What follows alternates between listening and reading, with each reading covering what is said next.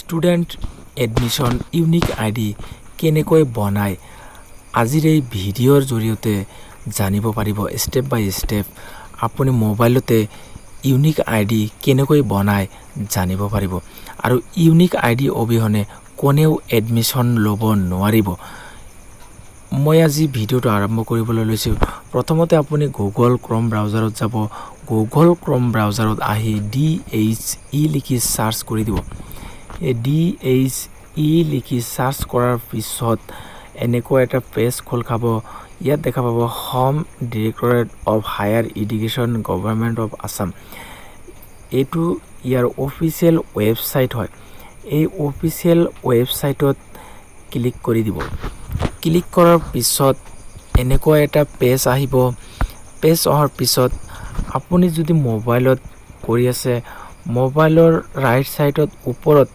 3 dot এটা option দেখা পাব ইয়াত ক্লিক কৰি ডেস্কটপ সাইজটো বনাই লব ডেস্কটপ সাইজ বনোৱাৰ পিছত আপুনি নিচত তলত আহিব তলত অহাৰ পিছত দেখা পাব অনলাইন এডমিশ্যন ইয়াত অনলাইন এডমিশ্যন এটা অপশন দেখা পাব ইয়াত আপুনি সিম্পলি ক্লিক কৰি দিব তাৰ পিছত ওকে কৰি দিব ওকে কৰাৰ পিছত পেজটো লোডিং হৈ আছে কিয়নো এই পেজটো বহুত লোড হৈ থাকে অসমৰ সকলো ষ্টুডেণ্টে এই আইডিটো বনাব লাগে ইয়াৰ কাৰণে এই সাইটটো অলপ স্লো হৈ থাকে পেজটো লোডিং হৈ আছে পেজটো এনেকৈ আহিব তাৰ পিছত ডেস্কটপ সাইজ আৰু এবাৰ বনাই ল'ব তলত আহিব আপোনালোকে তলত অহাৰ পিছত মই ডেস্কটপ সাইজ বনাই ললো ইয়াত দেখা পাব এই ৰেজিষ্টাৰ ফৰ্ম এনেকৈ আহিব আপুনি ফৰ্মটো ফিলআপ কৰিব লাগিব ইউনিক আইডিৰ কাৰণে এটা এইটো হৈছে পেজ ফৰ্ম এই ফৰ্মটো ফিলআপ কৰিব লাগিব আৰু এবাৰ লোডিং হৈ আছে অলপ স্লো হৈ আছে প্ৰথমতে আপোনাৰ নামটো লিখি দিব ফাৰ্স্ট নেম লিখি দিব তাৰ পিছত লাষ্ট নেম লিখি দিব লাষ্ট নেম লিখাৰ পিছত ফাদাৰ্স নেম লিখি দিব তাৰ পিছত ইয়াত মাদাৰ্স নেম লিখি দিব মই ইউনিক আইডি কেনেকৈ বনাই সম্পূৰ্ণকৈ মই দেখাই দি আছো ইউনিক আইডি এটা বনাই সম্পূৰ্ণকৈ দেখাই দি আছো মাদাৰ নেম দিব মাদাৰ নেম দিয়াৰ পিছত এটা মোবাইল নম্বৰ দিব লাগিব মই দেখাই দি আছো একেবাৰে ভিডিওটো একেবাৰে শেষ পৰ্যন্ত চাই থাকিব নহলে তাৰ পিছত মোবাইল নম্বৰ দিয়াৰ পিছত ডেট অফ বাৰ্থ লিখি দিব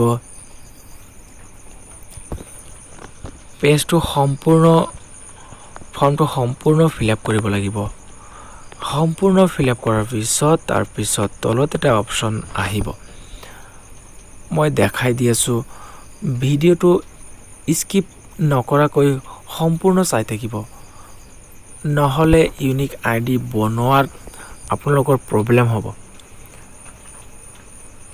তাৰ পিছত এনেকৈ ফিলআপ কৰাৰ পিছত জেন্ডাৰ দিব ৰিলিজিয়ন দিব মই ৰিলিজিয়নটো দি দিলো তাৰ পিছত কাষ্ট আপোনাৰ কোনটো কাষ্ট হয় হেতু কাষ্ট দিব তাৰ পিছত PWD যদি ইয়েস হয় ইয়েস দিব যদি ন হয় ন দিব স্টেট অফ ডোমিসাইল তাৰ পিছত আসাম দি দিব আপুনি কোনটো ডিস্ট্ৰিক্টৰ হয় ইয়াত বহুত ডিস্ট্ৰিক্টৰ সকলো ডিস্ট্ৰিক্টৰ নামখিনি ওলাই পৰিব অটোমেটিকলি আপুনি আপোনাৰ ডিস্ট্ৰিক্টটো চয়েস কৰিব ডিস্ট্ৰিক্টটো চয়েস কৰাৰ পিছত তলত ইয়াত এক্সামিনেশ্যন অফ কোৰ্স আপুনি যদি হায়াৰ সেকেন্ডাৰীত এডমিশন হ'ব বিচাৰে তেনেহলে HS লিখি দিব আৰু যদি TDC ফাৰ্স্ট সেমিস্টাৰত এডমিশন হ'ব বিচাৰে তেনেহলে ইয়াত HS লিখি দিব ইউজি লিখি দিব, আণ্ডাৰ গ্ৰেজুৱেট লিখি দিব। যদি এইচএছ ফাৰ্ষ্ট ইয়েৰত এডমিশ্যন হ'ব বিচাৰে এইচএছটো লিখি দিব। ইয়াত মই এইচএছটো চিলেক্ট কৰিলোঁ।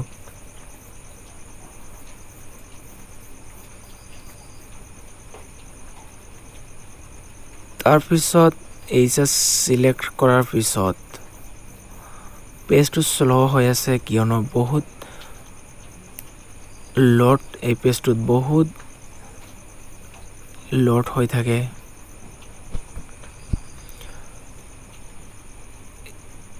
তাৰপিছত চেকিং এডমিশ্যন, যিটো চেকিং এডমিশ্যন আছে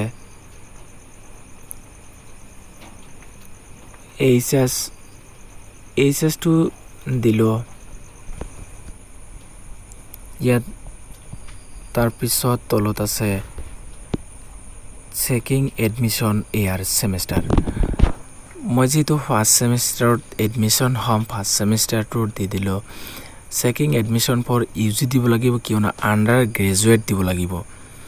তাৰপিছত তলত আহিল bank account holder name. Bank account holder নেমটো দিব লাগিব।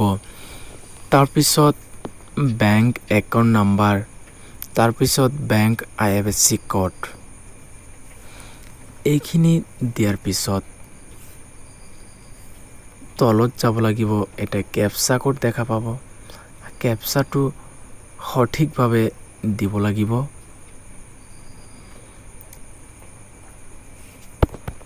তলত আহিল কেপচা কোড। ইয়াত কেপচা কোডটো আপোনাৰ সঠিকভাৱে দিব লাগিব। মই কেপচা কোডটো বহুৱাই আছোঁ 629252 629852। তাৰপিছত এটা তলত এটা বক্স দেখা পাব, আই certify that the above information I have provided কিবা কিবি আছে। ইয়াত উল্লেখ আছে যে এই বক্সটো যদি টিক মাৰ্ক নিদিয়ে তেনেহ'লে ছাবমিট নহ'ব। ইয়াত কনফাৰ্ম কৰিব লাগিব, য়েছ কৰিব লাগিব। য়েছ কৰাৰ পিছত ছাবমিট হৈ আছে, পেজটো লোডিং হৈ আছে, অলপ শ্ল' হ'ব এতিয়া, কিন্তু শ্ল' হ'বই। অসমৰ সকলো ছাত্ৰ ছাত্ৰীয়ে এই আইডিটো বনাব লাগে। এই আইডিটো অসমৰ সকলো ছাত্ৰ ছাত্ৰীয়ে বনাব লাগিবই, নহ'লে এডমিশ্যন নহ'ব। ইয়াৰ বাবে এই পেজটো বহুত শ্ল' হৈ থাকে।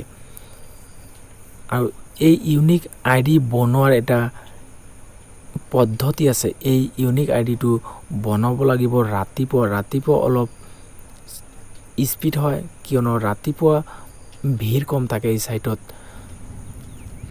মই ছাবমিট মাৰিছোঁ, ছাবমিটটো হৈ আছে, অলপ ৱেইট কৰিব লাগিব। ইয়াত ফাইনেলি ছাবমিট হৈ গ'ল। ইউনিক আইডিটো ক্ৰিয়েটেড হৈ গৈছে অলৰেডি। এতিয়া কেনেকৈ ডাউনলোড কৰিব লাগিব এইটো দেখাই আছোঁ। আমাৰ ৰাইট ছাইডত 3 ডটত ক্লিক কৰি দিব। 3 ডটত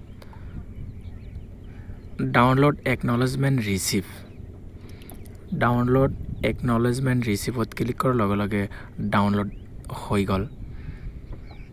ইয়াত দেখা পাব ডাউনলোড হৈ গৈছে। ইউনিক আইডিটো ইয়াত দেখুৱাইছে। ইউনিক আইডি U20034, এইটো হৈছে ইউনিক আইডি। একদম ওপৰৰ যিটো এইটো হৈছে ইউনিক আইডি। এনেকৈ ইউনিক আইডি